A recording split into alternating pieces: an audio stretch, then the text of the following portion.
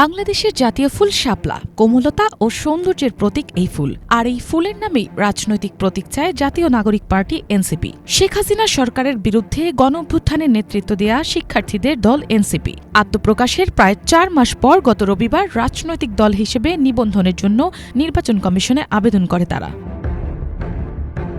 আবেদনে নির্বাচনী প্রতীক হিসেবে জাতীয় ফুল শাপলা চায় এনসিপি। কলম ও মোবাইল ফোনকে বিকল্প প্রতীক হিসেবে রাখলেও তাদের মূল আগ্রহ শাপলাতেই। রবিবার নির্বাচন কমিশন থেকে বেরিয়ে এনসিপির আহ্বায়ক নাহিদ ইসলাম সাংবাদিকদের বলেন, প্রতীক হিসেবে দলটির প্রথম পছন্দ শাপলা। জনগণের মার্কা হিসেবে গ্রাম বাংলার প্রতীক হিসেবে এনসিপি শাপলা পাবে বলেও আশাবাদ ব্যক্ত করেন তিনি।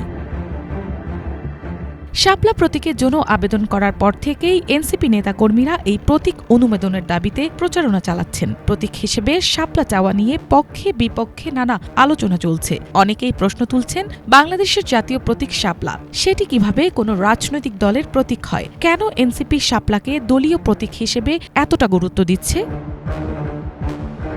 এসব প্রশ্নের জবাবে সোমবার এনসিপি আহ্বায়ক নাহিদ ইসলাম বিবিসি বাংলাকে বলেন, শাপলা বাংলাদেশের গ্রাম বাংলার প্রতিনিধিত্ব করে। বঙ্গীয় বদ্বীপের নদী ও জলাশয় ভিত্তিক ভূপ্রকৃতির সাথে শাপলা জড়িত। এনসিপির দক্ষিণাঞ্চলের মুখ্য সংগঠক হাসনাত আবদুল্লাহ বিবিসিকে বলেন, প্রতীক হওয়া উচিত জনমানুষের সাথে সম্পৃক্ত। প্রতীক হচ্ছে সেটা যেটার সাথে মানুষের নিজেদের সংযুক্ত করতে হয়, যেটার সাথে মানুষ নিজেদেরকে সংযুক্ত করতে পারে।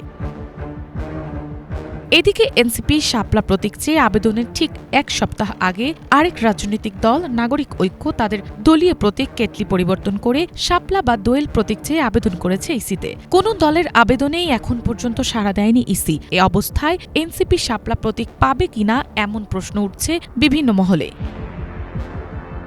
তবে এনসিপির আহ্বায়ক নাহিদ ইসলাম দলীয় প্রতীক হিসেবে শাপলা পাওয়ার ব্যাপারে আশাবাদী। এই প্রতীক অনুমোদনে তিনি কোনো বাধা দেখছেন না বলে জানান। মিনালা দিবা, বাংলাভিশন, ঢাকা।